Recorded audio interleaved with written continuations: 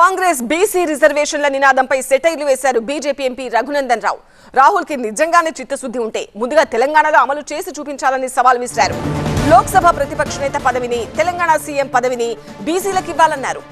రాహుల్ లెక్క ప్రకారం తెలంగాణ కేబినెట్ లో 10 మంది బీసీలకు ఎందుకు మంత్రి పదవులు ఇవ్వలేదని ప్రశ్నించారు రఘునందన్. రాహుల్ రేవంత్ కామెంట్స్ కు రఘునందన్ ఇంకా ఎలాంటి కౌంటర్స్ ఇచ్చారు TV9 bureau chief Gopi report చేస్తారు. రాబోయే సెన్సస్లో కులగణన చేస్తామని బీజేపీ ప్రకటించింది. కానీ అది బీజేపీకి చేత కాదు. ఆ గణాంకాలన్నీ కూడా బయటకు వస్తాయి. ఎస్సీ ఎస్టీ ఓబీసీ వాళ్ళ గణాంకాలు బయటకు వస్తే మీ సిద్ధాంతాలకి, మీ భావజాలానికి ప్రమాదం ఏర్పడుతుంది. కాబట్టి మీరు సమర్థవంతంగా నిర్వహించాలన్న అభిప్రాయాన్ని రాహుల్ వ్యక్తం చేశారు. దీనికి మీరేమంటారు? సార్, రాహుల్ గాంధీ గారికి ఈ దేశం మీద ఉన్నంత అవగాహన మాకు లేదనేది వాస్తవం. ఎందుకంటే 55 ఏళ్ళు ఈ దేశాన్ని పాలించి ఒక్క బీసీని కూడా ప్రధానమంత్రిని చేయనటువంటి పార్టీ కాంగ్రెస్ పార్టీ. రాహుల్ గాంధీ గారు పార్లమెంట్లో కులగణన ఎందుకు చేయాలన్నప్పుడు ఒక మాట చెప్పిండు, ఎవరు ఎంత ఉంటే వాళ్ళకి అంత ఇవ్వాలని. చేసిరు కదా, కాంగ్రెస్ పార్టీ కులగణన చేసింది, తెలంగాణలో చాలా శాస్త్రీయంగా చేసింది కదా. ఎవరు ఎంత ఉంటే వాళ్ళకి అంత ఇయ్యి. లేదా శుద్ధులు చెప్పుడు ఎందుకు ఢిల్లీ గల్లీలకు వచ్చి ముందుగాల తెలంగాణలో చేయి. 100కి 56.04% బీసీలు ఉన్నారు. నా లెక్క కాదు ఇది, రేవంత్ రెడ్డి గారు లెక్క. 56% జనాభాలో సగం కంటే ఎక్కువ బీసీలు ఉంటే మరి ముఖ్యమంత్రి అగ్రకులపోడు ఎందుకు? ఒక బీసీకి ముఖ్యమంత్రి పదవి. ఎవరు ఎంత ఉంటే వాళ్ళంతా. 45 ఏళ్ళు తెలంగాణని పాలించారు, ఎంతమంది బీసీలకు ఇచ్చినావు ముఖ్యమంత్రి పదవి? 55 ఏళ్ళు ఈ దేశాన్ని పాలించారు, ఎంతమంది బీసీలకు ఇచ్చినావు ప్రధానమంత్రి పదవి? అప్పుడు శాతగాలేదు, కానీ ఇప్పుడు వచ్చి కొత్తగా శుద్ధులు చెప్తా ఉన్నాడు. కొత్త జీతగాడు పొద్దెరగడని ఈయన కొత్తగా వచ్చి కాంగ్రెస్ పార్టీని మారుస్తాను ఈయన కలలు కంటే ఏడాశాతం అవుతుంది. ఇలా రేవంత్ రెడ్డి గారితో కలిసి 15 మంది మంత్రులు ఉన్నారు తెలంగాణ క్యాబినెట్లో. రాహుల్ గాంధీ గారిని, రేవంత్ రెడ్డి గారిని నేను సూటిగా అడుగుతున్నా, ఎవరు ఎంత ఉంటే వాళ్ళకంతా. 15లో సగం కంటే ఒకటి ఎక్కువ ఉండాలి. 56%కి 8 మంది మంత్రి పదవులు ముందు బీసీలకు ఇవ్వమని చెప్పు రాహుల్ గాంధీ. ముందు నీ ఇల్లు చక్కదిద్దుకో, నీ ముఖ్యమంత్రిని మార్చు. ముఖ్యమంత్రి పదవి బీసీలకి, 8 మంది మంత్రి పదవులు బీసీలకి. ఎందుకు 10% లేని అగ్రకులాలకు 7 మంత్రి పదవులు ఎందుకు రేవంత్ రెడ్డి గారు?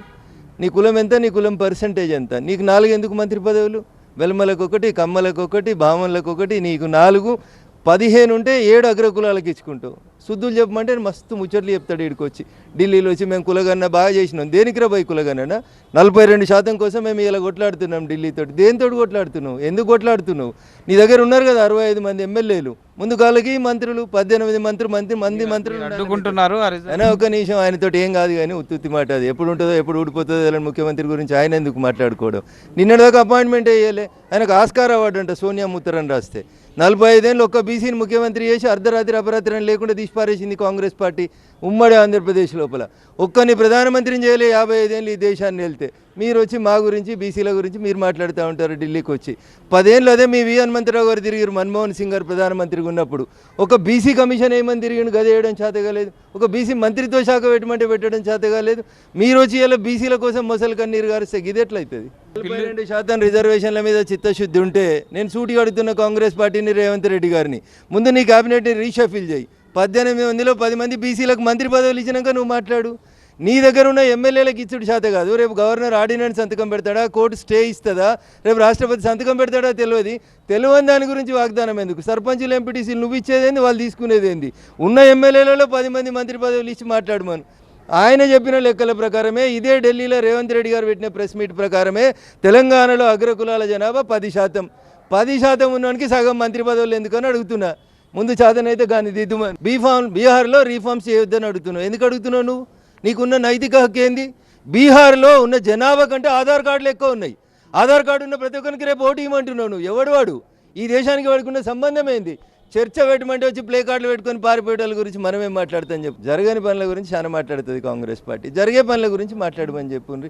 ఎల్ఓపి ఇచ్చేయమని చెప్పురు. మరి ఎల్ఓపి బీసీకి ఇవ్వమని చెప్పురు. తెలంగాణ ముఖ్యమంత్రి బీసీకి ఇవ్వమని.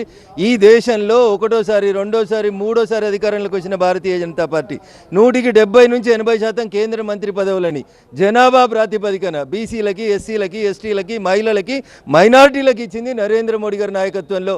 బీసీ కమిషన్ తీసుకొచ్చింది మేము. రేపు భవిష్యత్తులో బడుగు బలహీన వర్గాలకు ఇంకేమైనా న్యాయం జరుగుతుంది అంటే అది మా వల్ల మాత్రమే జరుగుతుంది తప్ప కాంగ్రెస్ పార్టీ. అసలు ఇన్నేళ్లు అధికారంలో ఉండి దేశంలో స్వతంత్రం వచ్చిన తర్వాత బీసీలకు మీరేం చేశారన్న అంశాన్ని కూడా రఘునందన్ ప్రశ్నిస్తున్నారు. కెమెరా పర్సన్ రమేష్తో గోపీకృష్ణ, టీవీ9 న్యూఢిల్లీ.